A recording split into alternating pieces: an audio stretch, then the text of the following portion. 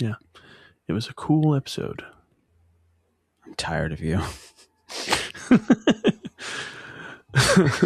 I'm sorry, that was pretty cold-hearted of me. Oh my god. Shut up.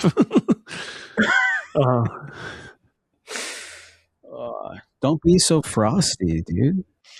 I couldn't if I tried. It's like 80 degrees here today.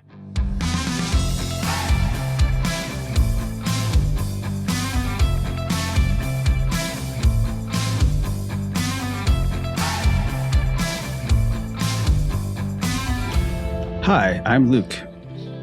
And I'm Justin. And you're listening to Relative Banter Podcast. Disclaimer, this is a rewatch of Smallville for both of us. So if you do not want to be spoiled, stop listening now. Yes, sir. Today we're talking about Smallville Season 1, Episode 5, Cool. Cool was directed by James A. Contner and written by Michael Green. Yeah, and the synopsis is obnoxious athlete Sean Kelvin drowns in an icy meteor rock infested lake and is resurrected with an intense need for body heat. He freezes his old girlfriend to death and sets his sights on Chloe next. Just a small little thing that happens to him. If I remember correctly, in the show, the name of the lake is Crater Lake, which I thought was pretty fitting. It seems to me for the first time ever that the people of Smallville are aware of the issue of the meteor rock. That's a change for sure.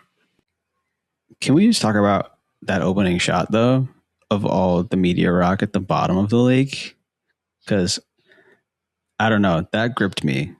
I thought that was cool as f***. Yeah, it was pretty cool. I remember when the episode started, you know, you're moving up through the water and I was just like, did I skip a scene or something? Like it just seemed like a weird beginning. And then you hear like the noises of the party, but you don't see the party until like a couple of seconds later. So it was a little disjointed for a second. Well, how do you think the meteor rock feels? They're missing out on the party. I mean, they're trapped under the ice anyway. Wow.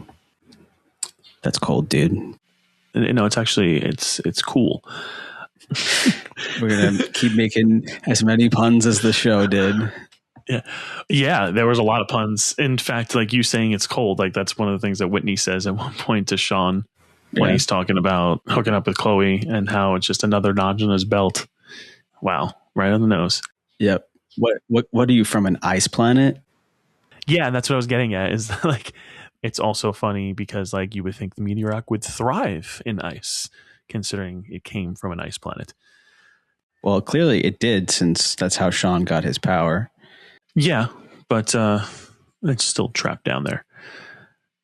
Speaking of Sean, I at first thought that was a young Nick Zano or Zano. Not sure how to say his name. But yeah, like that was the actor that I thought it was at first. And then I looked it up and it's not him, but they look pretty similar in my opinion. You familiar with the actor? I know who Nick Zano is, but I think he was on a different show at this time, or like after Smallville aired. I was trying to place him like the first time around too, not just on the rewatch. He resembled Nick Zano enough that I was like, I think this is him. And then I looked it up and it wasn't. I don't know. That's where my head went. I do have to say, this is a skill that I have. I always recognize someone's face. And I'm like, this looks like, is that the girl from The Magicians? I was watching, because I'm rewatching Grey's Anatomy right now. You were doing that for a long time. I mean, yeah. Well, I'm at the episode that I've been dreading the entire rewatch, and I have not watched past the next 2 episodes, basically. But I might keep going. We'll see. All that to say, there's a girl on it who looked really young, but she looked like this girl from The Magicians. And it was her. So, I don't know. I guess I have a thing with faces. I recognize people fairly well. I usually have a hard time placing where I know them from, but I do usually recognize people when I see them in shows or movies. But yeah, I think that was the first thing. Like, you know, it was like, that could be Nick Zano, but Maybe he's Nick Zano's cousin or something. Yeah. Yeah. It doesn't look like he has a very big acting career, that guy. Because like when you look him up on IMDb, he doesn't even have like a profile picture. There was something odd to me about this scene when we finally come out of the lake and we enter into this kind of bonfire party that's going on in the middle of the woods. You see Chloe and Clark. They're walking in. And at no point is there a mention of Pete until Chloe says that they're leaving. She says, "Fine, Pete, we're leaving." I didn't even know Pete was there because we don't see him. Maybe that's where Pete was macking on his date from the end of the episode. Maybe. It also seemed a little out of character for Chloe to be like welcoming this affection from a jock. She doesn't like jocks. Yeah, I mean, at the same time, she's a high school girl, and when the quote hot football player gives you attention, I guess, I don't know. I see what you're saying, but I can sort of see how one would go for it despite their feelings on the football team. Yeah, I hear you too, and I definitely did think that. Like Clark is quick to remind her more than once that Sean is notorious for being a player. Like he's always with a different girl. So I get it's attention seeking a little bit, but also like I feel like there's got to be a part of her that's like, oh yeah, like he says, just another notch on his belt. But I get your point too. I think the part of it that's out of character is that she ignored all the red flags. Mm-hmm. But when you want something to work in your favor, you overlook a lot. Yeah. I can see where you're coming from, but at the same time, I don't think it's that far-fetched that this high school girl wanted the affection of the slutty football player. I also, in retrospect, I also realized that this is like a welcome distraction because Chloe is hung up on Clark. So she's like, I might as well set my sights somewhere else because he doesn't even think of me like that. For sure. And, at the end of the episode, he does bail on Lana to save Chloe. And that must make her feel good. We'll get there. It's a good episode in terms of the relationships. And they set it up well in this scene. I mean, you have that conversation between Chloe and Clark, and then you also have Clark yearning for Lana, staring at her while she's with Whitney at this gathering. Yeah, they're bundled up under the blanket together. If Clark knows how to do something in this series, it's yearn. And yearn he does. That is true. And that kind of gets the conversation going. I mean, they talk about Lana a lot. So, yeah, I can see why Chloe would want the distraction. I mean, and also, too, she probably just wants to feel good about herself. No, yeah, sure. I'm sure it's even tougher in high school, too, when you have all those hormones and whatnot going on. Like, I get wanting the attention, but like, want the attention from someone that's worth it. Yeah. Yeah. He continues to be red flaggy. I liked this sequence. It kind of, como se dice, I liked the sequence because it kind of felt like the conversations sort of breathed longer than some of the other episodes previous. Like the scene was really allowed to go a lot of different places. And even though they were a little bit longer scenes, I don't know, you felt really connected to the relationships in this episode, I thought, just because a lot of it was centered around the love like trapezoid or whatever the octagon, I don't know, that's going on. Are you just referring like to the opening scene or just like the whole thing, like the whole episode? When I'm talking about letting the scenes breathe a little more, I am talking about the whole episode, but I mean, it was done from the jump here that it was a little bit of a longer scene and they kind of had a lot to cover in it, but it really moved and it really made you feel like you were in it with them. Like we were at this party. You know what I mean? Yeah. Sean's talking to Chloe and then like he gets called away to like throw the ball around by the lake, which kind of dumb considering it's this like meteor rock infested lake. But I also thought it was pretty dumb that Sean goes out on the ice to get the ball. And then as soon as he hears the ice cracking, he stops. I don't know about you, but like if I hear ice cracking under me, I'm not stopping. I'm going to keep moving to get away from the cracked ice. I don't really understand the thought process. Maybe he froze. I'm going to put a brump sound in. It's like, fight, flight, or freeze. And he froze. He certainly did. I did really like that shot of you see the ball on the ice and then you see the hand coming up out of it before we cut to titles. I liked that. Just like the whole vibe of this episode was very like 2000s slasher film. It was, yes. I was thinking like Camp Crystal Lake with that shot coming up out of the water like that. I have not seen that. It's the first movie that features Jason. Oh. I think it's just Friday the 13th, the original one. And it takes place at Camp Crystal Lake. It's kind of an origin story for Jason. Oh, okay. And, takes place on a camp on the lake. And there's like a scene like with something coming out of the water. I don't want to spoil it for you. I mean, it's fine. I'm sure it's been out for decades. It's been out since the 80s. It's before we were born. Way before. Oh, shush. But yeah, like it was just reminiscent of that, like you said, the slasher film. Yeah. Deal. I think a lot of the effects and just the scenes with Sean were really well done. I mean, it was in the writing, I'm sure, but the scene where he winds up killing was she his ex-girlfriend or his current girlfriend? I can't remember.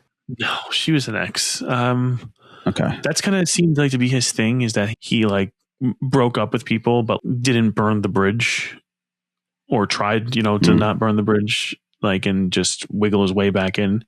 You mean he didn't freeze them out? I think he did freeze them out. He just figured out how to thaw it out and get himself back. God, I don't know, man. That whole scene too was kind of hurtful. Like he was talking to Chloe and she's like turning him down, not really turning him down, just saying, not right now, maybe later. And he immediately sees Jenna and he's like, oh, let me go try and get Jenna then, like right in front of Chloe's face. And obviously that's, she's hurt. That wasn't nice at all. Yeah, that sucks. Like he sucks. Yeah. And that's exactly what I'm saying. Like in that moment, that's the time when you're like, okay, he doesn't deserve my time. Yeah. I liked something that Chloe said about him. She says that it's a fact-finding mission to see if he deserves a date. That's what she's trying to do with him when she does agree to go out with him. And she's kind of kidding herself with that, let's be real. But yeah, I do like that she has enough self-respect to at least assess the guy. I mean, obviously she didn't think he was going to try to kill her. I mean, I don't think anyone could have foreseen that except maybe the lake. But I like that she wasn't just this blindly trusting girl, even though she made mistakes along the way and did ignore some red flags. I think she ultimately did have self-respect. It just went really poorly. If this was like a regular guy that wasn't Walmart Mr. Freeze. Yeah. I hear you and I understand your point of view. She had good intentions. She had some kind of plan that she alludes to, but I just feel like this is a classic case of like logic brain kind of fighting with impulse brain, because like she just seemed very impulsive. Like as much as she knew that there was red flags and like things like that happened, when he just runs over to another girl in front of her face, she just keeps giving him chances over and over again because she's enjoying the attention. And it literally took him trying to kill her for her to snap out of that. And I understand, I understand the scenario and, like what she's going through, but like, I just know Chloe to be smarter. That's why I think I have a hard time accepting it. But either way, like, I'm just glad that I'm not glad that Jenna died, of course, but I'm glad that by the time he got on his killer rampage, that she was able to get herself out of it. That's one of the other things that struck me about this episode too, is just like, as soon as these media infected people kill for the first time, they don't even question it. They're not like, oh, I shouldn't be doing this. It's bad. Like he was like all smiles, like when he drops Jenna down and she breaks to pieces. Like I'm assuming it's the effects of the meteor just screwing with their heads, but like that's cold. Yeah. I'm sorry. I'm gonna keep doing it. It's fine. And I mentioned this on the last episode too, but I think my biggest problem is that there's not really any sort of moral dilemma. I mean, yeah. And this was the perfect episode to do it, and they definitely missed an opportunity here because, I mean, he does have a moral dilemma. If he was a good person, say this was you, right, and you had to be warmed up to survive, and the only way that you could do that was by killing another human being, or it's kind of like the vampire thing. Like, you have to drink blood to survive. And then there are some vampires that drink the blood of animals, or they only feed on humans a certain amount and let them live. That restraint. Yeah. We don't see that here. And I think that was a missed opportunity. It doesn't seem like we've seen that at all. Like with all the freaks of the week, they've just, once they have these powers and they start doing these terrible things, they're okay with it. And that's why I'm thinking it has to be some kind of effect of the meteor rock, because like I don't think that all these people were just all killers and it just took them getting superpowers from a meteor rock to enable them to do that. But it's an interesting shift, like the whole thing, too, like, he heats himself off when he first comes out of the lake. He heats himself up in the fire. And then like that was apparently just a quick fix. It didn't last. But then again, like that's what I was thinking too, is every time it seems like it's a quick fix. Like even when he starts killing people, it seems like it only lasts for a few minutes and then he's on to the next. And yet you're still justifying killing people for a few minutes of warmth. It definitely seems like that moral dilemma just went right out the window. There was barely any investigating. All he did was try and get warm from the fire. And then the next thing, he's in the nurse's office and, she feels his head for his temperature and he realizes the body heat warms him up. And he's like, okay, so now I'm just going to go after people and steal their warmth. You don't do any other investigating to see if there's anything else you can do before you start killing people. We graduated to murder real quick. Yeah. And they do resort to murder very fast. And I think that the more interesting story would have been like, yeah, there are some people who were, what's the word I'm looking for? Corrupted by the meteor rock. But it would have been more interesting to see if there were people who were trying to fight that corruption. And they had this moral dilemma of, do I try to balance it out? Do I kill for it, or do I die because this is how I have to survive? It would have been really interesting to see people wrestle with that idea, but they just go very quickly to supervillain. And after a while, I remember getting kind of tired of that story. So it would have been cool if they had at least changed it up a little bit, where the freak of the week was trying to be good. I mean, I know they do it once or twice, maybe, but I think they could have done it more often. I like from the pilot episode, like I like that type of thing a little bit more, is that they had like an axe to grind, like Jeremy was his name, I think. He was ridiculed, put up on a scarecrow. He was trying to get back, like, of course, what he was doing was misguided. He was going to kill people that had nothing to do with it. But that was more of like a grudge, this is just a random dude that just decided that, like, because he's in this unfortunate situation and he can't get warm, that he's just going to kill a bunch of random people to satisfy himself. I think the whole point is that we're not supposed to understand it's just a little unbelievable to, jump from just a high school kid trying to get laid to a guy that will stop at nothing to get warm. And not to correct you, but he is killing a bunch of women. I don't think he killed any men, actually. Well, he tried to kill Clark. Okay, but Clark was in his way, so it was trying to stop him. I think he's just killing women because it's easier for him to get to them. Maybe not easier, but like that's just what he does, is sweet talk his way into girls' beds. So instead of sweet talking into their beds, he's just sweet talking into him stealing their warmth. Well, not to argue with you, but to argue with you, he was basically calling up all the girls that he knew until Chloe answered. Mm-hmm. It's not like he was hanging out with his boys or anything. You know what I mean? It's not like he went to hang out with the football team. For whatever reason, he decided that was the best course of action. The whole thing was ill-conceived, if you ask me. But in his frozen brain, that's what made most sense to him.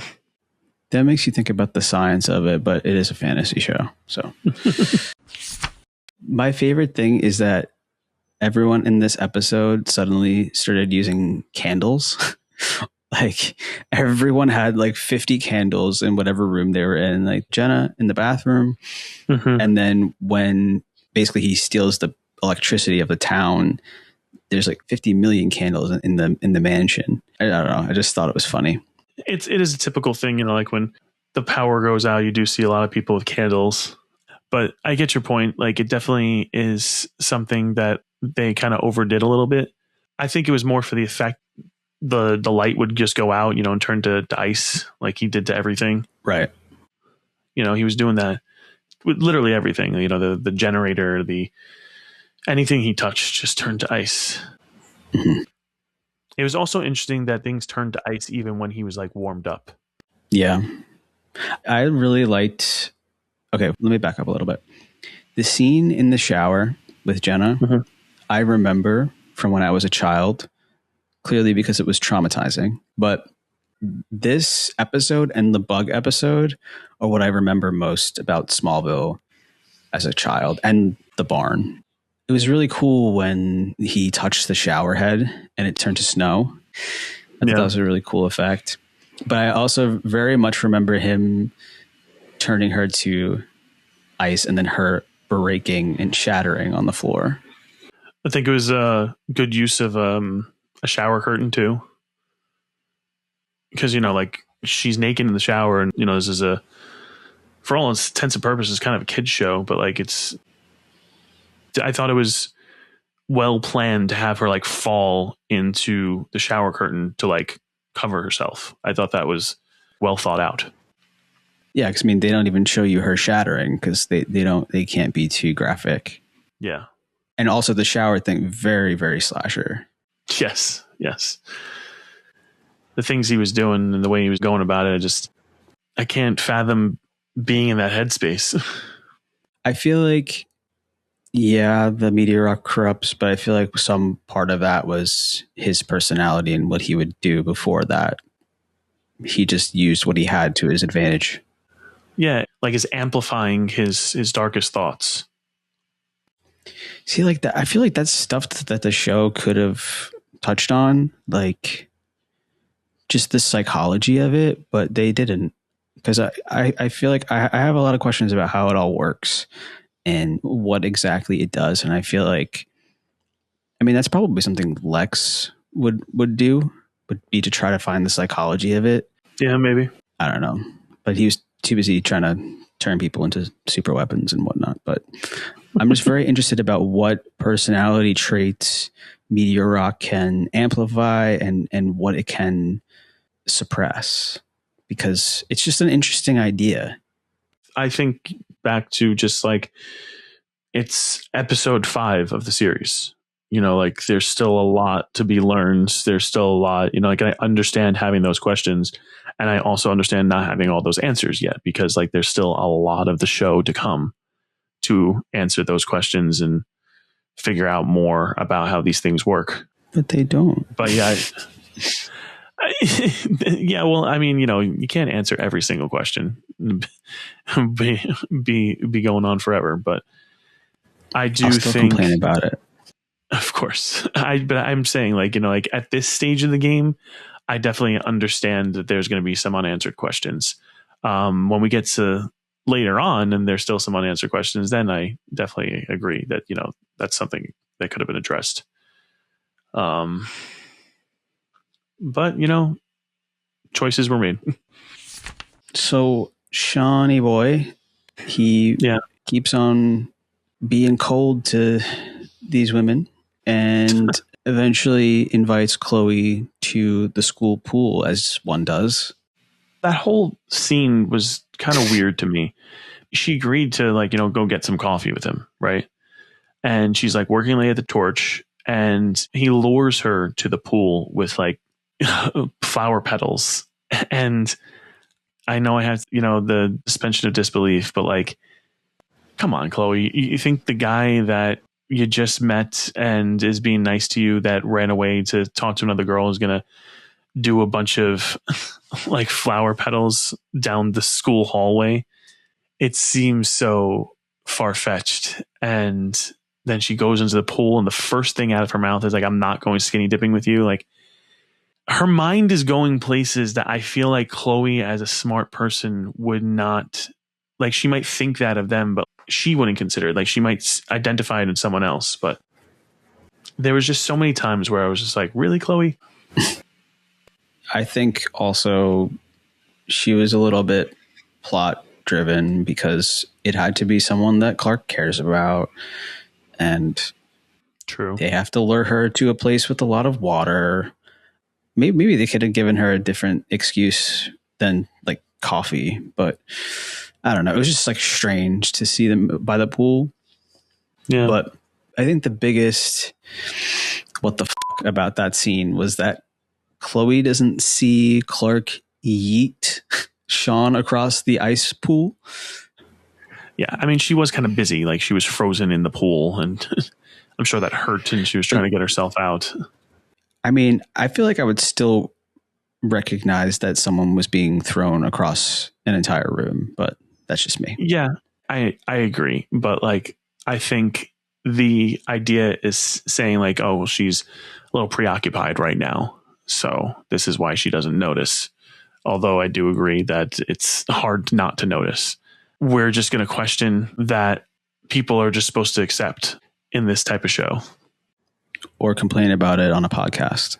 Yeah, we can do that too. I really like how this storyline rounds out because all three of the storylines intersect at Lex's mansion. True. With the freak of the week, the stuff with Clark, Lana, Whitney, and the Kent farm stuff, because the Kents are at Lex's. Although I don't really care for how Sean is defeated. Clark kind of yeets him into the lake, and it freezes over, and he's stuck under the ice, and it's like, okay, but that's literally how we got here. Happened, and he's got himself out of the ice. I definitely think that there should be more of a resolution there, but what are you gonna do? Well, I mean, I guess it's like a book ending. It's kind of like poetic justice or whatever. I mean, but I guess we have to assume that he died from that. I don't know. He drowned, maybe. Yeah, I definitely like later, like when they introduce the psych ward. I can't remember what the hell it's called. I mean, it's this show's version of Arkham. Like, you looking it up? I'm looking it up. Belle Reve. That sits a little better for me. Like, once they get to that point where it's just like, meteor powered people get locked up here. This is the facility that's trained to deal with this. Not that they always do a good job, but yeah. We forgot to mention our Ols, Obsessed with Lana's, sits firmly the same as last week at 5. Yeah, there was no new Obsessed with Lana's. To everyone's surprise. Yeah. Yeah, the sights were set on Chloe for once. which I'm sure Chloe feels that exact same way. Yeah. But there were definitely some times like in this episode that you saw like she's hurt. Clark's just attention being on Lana, like you can definitely see that she's like wearing it on her sleeve a little bit more, that she likes Clark and he doesn't think of her like that. It happened in more than one spot that I took note of in this episode. It's becoming more evident to the audience, but not to Clark. Well, what? I'd probably be the same as Clark and not notice, because when girls like me, I'm always like, what? Because I'm a little oblivious. I mean, yeah, I agree. I think also for Clark, it's not even just that he's distracted by Lana. It's just that his relationship with Chloe was never like that. I think he recognized that early on. So now to think of it changing is kind of just doesn't really make sense to him. But also obliviousness. Yeah.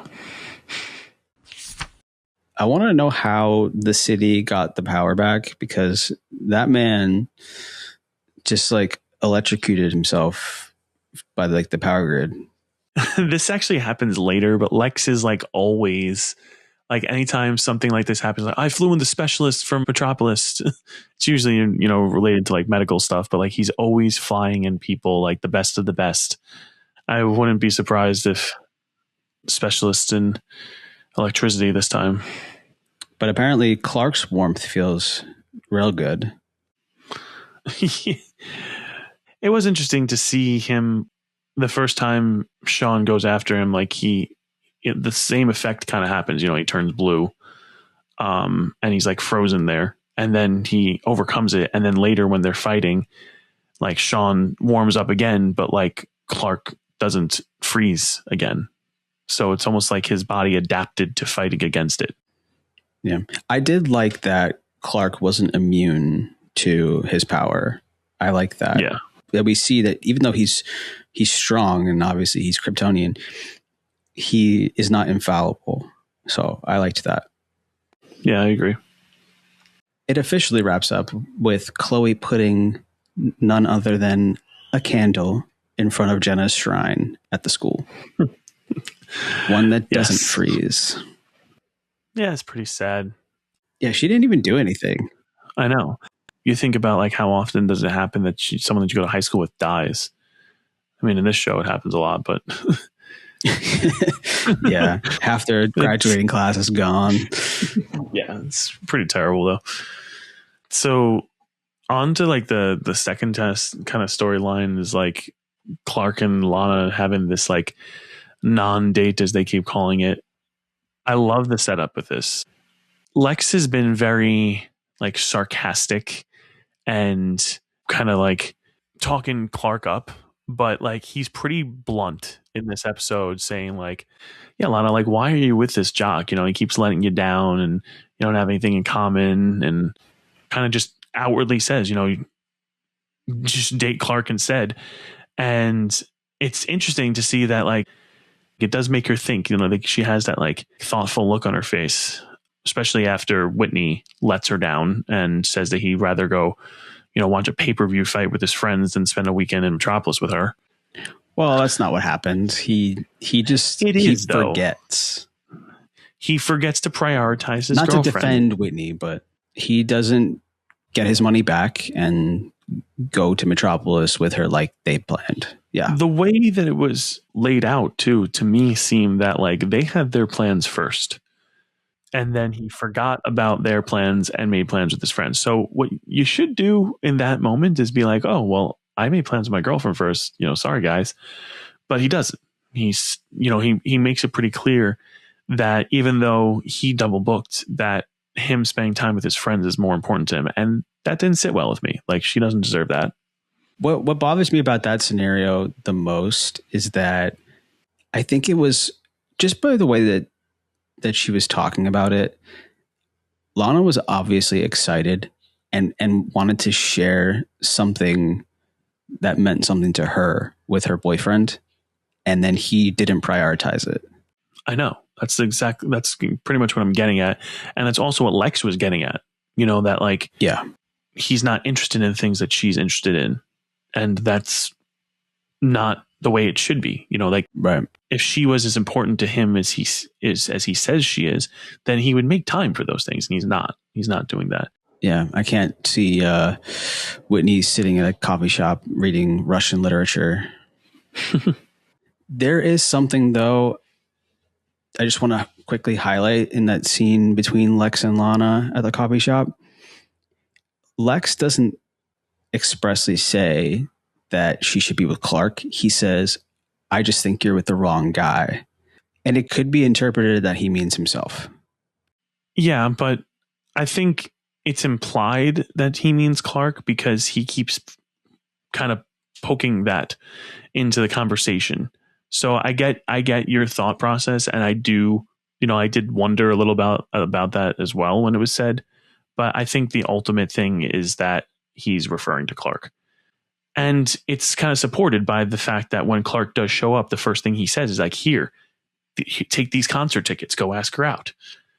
Like, this is your perfect opportunity. Her boyfriend has just disappointed her. Now take advantage of that.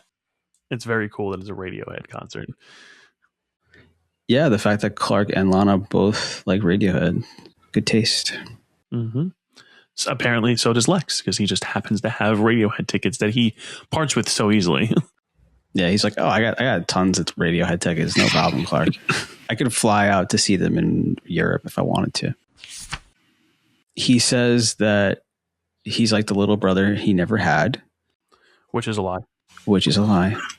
Because he did have a brother, as we come to find out. But also, he gives him the limo. Like, he really does go all out for Clark and for Lana too. I think he's trying to help out because he doesn't want to see Lana be with a loser, and because he likes Clark. So it's pretty cool of him. He likes the whole family. Like, that's the whole other plot point too, is, he's trying to help the Kents save their farm, which also Clark is really good at math, man. I have that written down too. Yeah, I thought it was pretty cool. Yeah. He's just doing these calculations in his head. My favorite line of the episode is when Chloe calls Lex a follically challenged individual. Like, that is pretty funny. What a way to call him bald. Like, yeah, I was laughing at that. A certain that was pretty follically challenged individual, like Chloe, just say he's bald. Yeah. But come on, it's Chloe. Like, she's got that journalistic mind where she, has to come up with like a fancy way to say something, Zinger. Yeah. A fancy. Yeah, exactly. A zinger. There was also the scene after, like, Clark shows off his math skills when him, Chloe and Peter walk into the bus, and she kind of just like stops them, like while they're talking about getting dates and stuff, and just tells them to stop being, boys being boys and being nicer. I thought that was cool, that she put them in their place like that. Yeah, I wanted to talk about that scene too.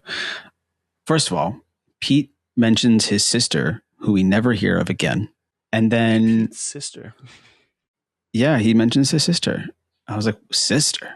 It's baffling sometimes what they do with Pete, but then Chloe just sort of tells him straight up, Clark, if you like Lana so much, just ask her out. And that's the point. It's like, that's what everyone's saying to him. Yeah. And then Clark's like, no way, I never thought about that before. It's like, dude. Yeah, it's so obvious. I mean, like, I get it. When you're sick, why don't you go to the doctor? Oh, yeah, I never thought about that before. Yeah, when you're hungry, you should eat food.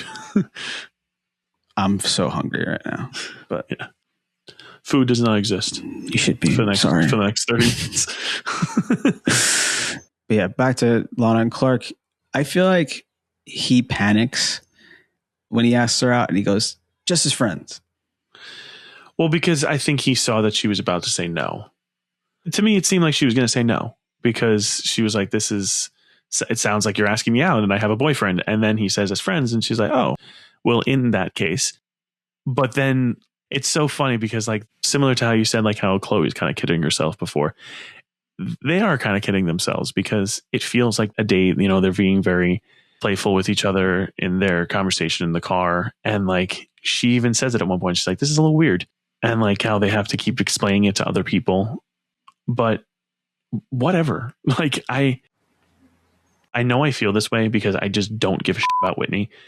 And I don't understand, like, at the end of the episode, when Clark asks her, like, why she's with Whitney, her response was like, bullshit. The guy shows up for you? No, he doesn't. In this episode, he didn't show up for you. So you're lying to yourself. I think it's nice that they're at least able to kind of be open about it a little bit more, because both of them, I think, separately have been toying with this idea in their head. Clark has definitely been toying with it in his head. But Lana, it's like in the back of her head. And this is leaning into that, you know, what could this actually look like? So it's definitely the beginnings of something. Yeah. I think Lana, it's like one minute she's considering it, and then the next minute she's kind of freaked out by it and put some distance between her and Clark, because I don't think she wants to be a cheater. I don't think she wants to be unfaithful, and that's, you know, that's fair. She's with Whitney, so she should be with Whitney. But at the same time, there are many valid reasons that she should be with Clark. But I don't think she's ready to admit that to herself yet. Yeah, it's definitely a moral dilemma for sure. The thing that I'm saying is that I don't really understand why she's so attached to Whitney.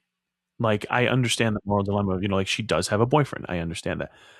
But if anything, this is putting that seed of doubt in her mind, you know, that maybe there is a better option, because there's got to be a better option than Whitney. Like, he's so square. Like, he's just, yeah, they literally make him such a typical jock. Like, all he does is football, like nothing else. And yeah, the one time, you know, she tries to break him out of that box and he stands her up. Like, so at least it's planting that seed of doubt. Like, even if it's not Clark, you know, she's starting to realize that Whitney is not as reliable as she makes him out to be. Yeah, and it kind of brings about this idea of expectations that this episode toys with that I want to talk about later, because there are so many different expectations of how things are going to turn out with many of the relationships on the show, and they all turn out much differently. I mean, I think Lana expected Clark to be the one to show up for her and actually follow through, but he winds up, and for a good reason. I mean, she doesn't know that he saved Chloe, but he should have just said something. That's what I'm saying. I don't like the way he handled it. Like, why did he not explain? He wasn't saying, like, I have superpowers, I'm going to save Chloe. He could have just said, oh, Chloe's going on a date with this guy, the guy that they just accused of being a murderer on TV. So I'm concerned for my friend. She would understand that. Like, I don't understand why he didn't just say that. You know, he's always doing this, like, I can't explain, but, you know, I gotta go. Like, dude, you don't have to tell the whole truth. Just give them a bit so that they understand. I mean, you know, like, yeah, like, and, you know, he was looking out for his friend and he should, but like, I don't understand why he thinks he has to hide that. Yeah, I don't think he had to. It's not like he did it on purpose. He was doing it to save his friend. Do they have cell phones? Lex does, but I don't think the kids do. I was thinking, like, maybe you could call her or something. He didn't have to go there, but maybe they don't have cell phones at this point yet. They don't, but he still could tell her afterwards. Yeah, exactly. That's what I'm saying. I don't know why he keeps it to himself. He thinks he deserves torture. He's a self-hating guy, and I don't know why. I think it's more about taking on the responsibility of everything than self-hating. He just always thinks that, like, he has to be the one to solve the problem, because he thinks if he doesn't, then no one else will. And I understand that, like, being, you know, superpowered and everything, that he's worried that, like, he could tell someone else and they wouldn't be able to do what he could do. But later, when he gets some, you know, some superpowered friends, you can let someone else have a save every once in a while. But he's just always accepting all that responsibility on his shoulders. The most ironic thing is that Clark says, everyone's searching for their soulmate, Chloe. It's not a sign of weakness. And yet he doesn't extend that idea to himself. Yeah. Yeah, he's definitely dealing with his own moral dilemma for sure. So Lana doesn't tell Whitney that she's hanging out with Clark because I think part of her feels guilty that she's hanging out with Clark. Or she doesn't want him interfering in some way. Yes and no. She knows how Whitney is with how he gets jealous and how he like strung Clark up the last time she showed any affection towards Clark. So I'm sure that there's some part of her that feels a little guilty, but I also think that she knows how Whitney can be, and she's trying to save both of them from that. Yeah, I mean, anything with Clark involved, he just automatically gets super icy. Really? I thought I was the one making the puns, man. God. Listen, balance. And then friggin' Lex, when they come to his house later, he says right in front of Whitney's face, like, sorry about your date. Or whatever he says. Yeah. I mean, he refers to it as a date right in front of Whitney. And I was like, yo. Yeah, I friggin' love Lex at this stage. He's just so cavalier with his comments. He's a shit stirrer for sure. Yeah, but speaking of that, like the whole storyline too with Lex trying to help the Kents get out of debt. I understand Jonathan's reservations, I really do, but like Lex is making some real effort here to try and help out. Like this is a time where Lex is good, or as good as he ever is in the show, and he's making some real effort to help out the Kents, give back.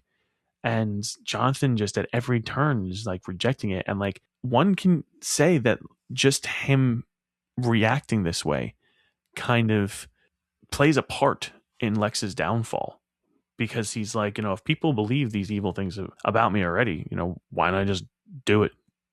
I can understand like, how he can feel that way. The scene between Pete and Lana. That was nice. I think it was good of Pete to try and give Lana some insight into Clark, to try and help her understand. Yeah. And he goes, Clark Kent, international man of mystery. Yeah. But then Pete goes, I can't believe there's anything more important to him than you. And then Lana's face. Yeah, that was very revealing. It was a little too revealing, I thought. I mean, I don't know that it was Pete's place to say that. I definitely think he spoke at a turn. I think he was well-intentioned, but yes, he did drop a bomb in her lap. But also I think that contributes to her later kind of like pushing him away, because she's now realizing that, even though she's just toying with this idea that is all Clark wants. Can you expand on that? It's much more important to him than it is to her. For right now, for her, it's just like, like a what if. For him, it's like, I want this to happen as soon as possible. Yeah, she's not there yet. Yeah, and like I think that's what shifted in her head, is that for her, she might maybe she thought that they were at the same stage, that they were both just a question of what if this could happen. But Pete saying that kind of made it a little bit more serious to her. Like while she's saying what if, Clark's saying it's not an if, it's a when. I think that it made it more real for her. That's the shift in Lana. I think that she was having a good time. She was, a little like, people think this is a date. But I think that there was now that sort of pressure when someone likes you. It's context. It's context that she hadn't previously considered, I think. In her mind there, it was like, oh, this is why everyone thinks it's a date, because everyone knows that Clark likes me. Well, I don't know if she got that far. I'm not saying it's specifically that, but like these are probably the things that are clicking in her head. Yeah. That's like, oh, maybe this was a date. You know what I mean? Like maybe it means something different to him. So it's like after that, she kind of had to put the line in the sand, the boundary up. It's probably too like they keep saying it's a non-date, as friends and stuff, and that in Pete revealing that, she realizes like that's just for my benefit. That's not what Clark wants. Clark wants it to be a date. He's just taking what he can get, basically, because I'm spoken for right now. Like I agree with you. Like there's definitely a moment where it's like, oh, well, this is a bigger thing than I originally thought. For Yeah. sure. Like, and it does make sense then when she's like, okay, then Whitney comes into the room and she's like, Whitney, take me home. Cause she's like, okay, I guess I have to put an end to this because this is a bigger deal than I thought it was. Yeah. And then we have that scene at the end where Clark approaches her at the locker. But the first thing that Lana says is that he never came back that night. Like she was upset almost or disappointed. I think, I think that was almost a little bit of a test to see what he would say, to see if he would admit that he stood her up, basically. Was he going to apologize for it? Was he going to try and, deflect? And I think he handled it pretty well. He said, I did come back, but you had already left, but he still apologized for it anyway.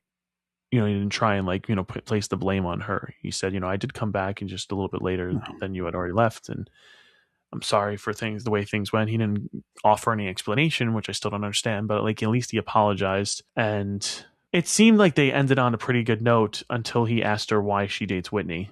That made it, like a little bit more of a low blow, I guess. But high school drama, man.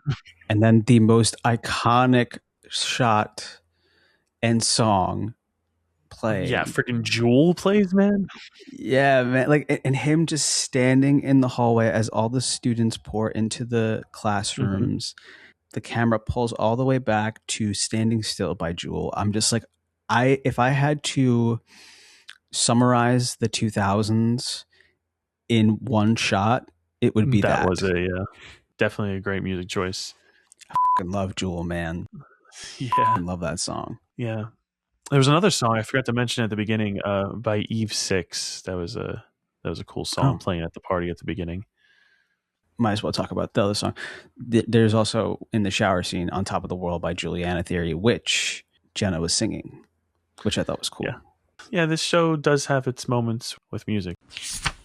It doesn't really all just come to a head. The scene in Lex's mansion, like Jonathan and Martha are there talking about, their farm, and Lex is trying to convince them to work with him. And then that's where Whitney and Lana end up after Sean runs them off the road. And then Clark ends up there also because he's trying to go after Sean. So like all those stories kind of intersect at Lex's mansion. That Yeah, there's a lot of overlap, which I like. Oh wait, hold on, really quickly. When they're at the mansion, Sean tells Clark to his face that his mom is hot, and Sean, you are not wrong. yeah, that was it was an interesting That scene. was ballsy as like, I don't think he really gave a shit at that point, man. no, he did not. It was pretty straightforward stuff. I mean, the farm isn't doing too well, and Lex wants to invest, but Jonathan doesn't trust him, and but even Martha tries to convince him to Yeah. see reason, but he's just so stubborn. Well, I mean, there's reason to it that we don't understand yet, like things that have went down with him and Yes. Lionel. But I just I think it exemplifies because it is kind of a theme that we see, like, from the beginning, is that Jonathan's pretty stubborn. He's very prideful. He has a certain way of thinking and a certain moral compass that he's very resistant to break. And even though what Lex is offering him seems like a pretty good deal, like as Martha says at one point, Jonathan's still skeptical. Like, what's in it for you? And Lex is honest. Lex is honest. He's like, I'm investing because I see that there's money to be made, but that doesn't change the fact that he's offering them a good deal. Like he would be making some money, but like so would they. it's a quid pro quo, like he's offering them a good business proposition, but it just seemed like another excuse to kind of capitalize on the struggle between Lex trying to be friendly with the family. I think what really got Jonathan, though, is that Lex found out that Jonathan's father used government subsidies to help out the farm, which Yeah. Jonathan did not know. It caught him off guard for sure. Yeah, it made him think twice. But like ultimately he still ends up going with a bank loan. And I think Lex took that pretty well, considering he told him his stance, but he was like, basically, I just think that you didn't take the better deal. I could have offered you something better. And I'm like, he seemed concerned about the Yeah. farm. I also think it's big of him to say like, the offer still stands if you change your mind. Yeah, Lex kind of lied about the other farmers coming to his house for dinner and whatnot. And I think that there are certain things that he will do to manipulate the situation in his favor. But I do think it's unfair for Jonathan to say that Lex is just like Lionel, because I don't think that's true at this point. He's making a lot of assumptions Hmm. about who Lex is based on his father. And it's very interesting to see because Jonathan's very like, I'm my own man. I feel like he would take offense to someone judging him, based on his father's choices. So meanwhile, he's doing that to someone else, and similarly, I think that he wouldn't want people to judge Clark on his choices. So it just seems really headstrong. But like Martha said from the beginning, like he's a stubborn man. Do you have any deep dives? I know you were talking about a theme at one point. Yeah, I think that there's this theme of expectations going through this episode. You have mostly men disappointing women, but like, you Yeah. have Sean and Chloe versus like those other girls, and then she expects to be having like a coffee date to suss him out kind of thing, but he tries to kill her. And then you have Whitney and Lana, and then Whitney disappoints Lana, and then Clark and Lana on the date, and then Clark leaves. Whitney winds up with her at the mansion. And then you have expectations of Lex that Hmm. Jonathan has. Yeah. I don't think it's just this episode, though. I think in general, there's a lot of talk of expectations, like even a couple episodes back, like when Lana, decides to quit cheerleading and she's, her aunt's putting those expectations on her of what she thinks her life should be. And she's questioning what she thinks her life should be and what other choices she can make. And like, same thing with Clark in football. That is a kind of overlying theme. It's definitely a little bit more evident in this episode for sure. But I definitely think that that's kind of an underlying theme throughout the show so far. Well, I would say that the difference between what you just mentioned and this episode is that it's expectations of others about the self versus expectations that one has of other people. I mean, in that episode too, there was Lex's expectations that he had of himself and whatnot, but like all three storylines had that going through it. It's like it's things aren't what they seem, and that's usually true of the Freak of the Week. But I think a lot of relationships were tested this episode, and I don't think any situation turned out being what the characters thought it was going to be. Yeah, I definitely agree. It sucks, like for Lana, that it just feels like she's being ping ponged around. One guy lets her down, so then she puts her faith in another guy, and then he lets her down. She goes back to the first guy. It's also definitely I was going to mention too, like this expectations type of thing. I think is very reminiscent of high school in general because you're still finding yourself. You're figuring out who you want to be, what you want to do when you grow up.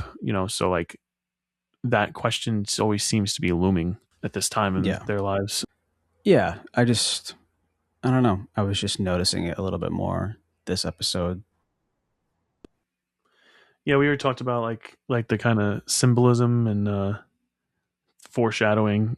Just like the references to kind of Krypton, being an ice planet, and very many puns for the title and the type of powers and all that.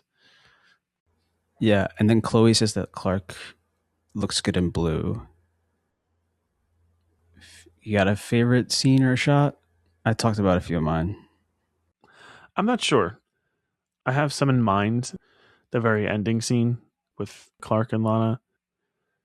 I like the scene with them in the limo, but I don't know if I have a favorite per se. There are a bunch of scenes I enjoy, but I don't think there's one that sticks out that's like my number one.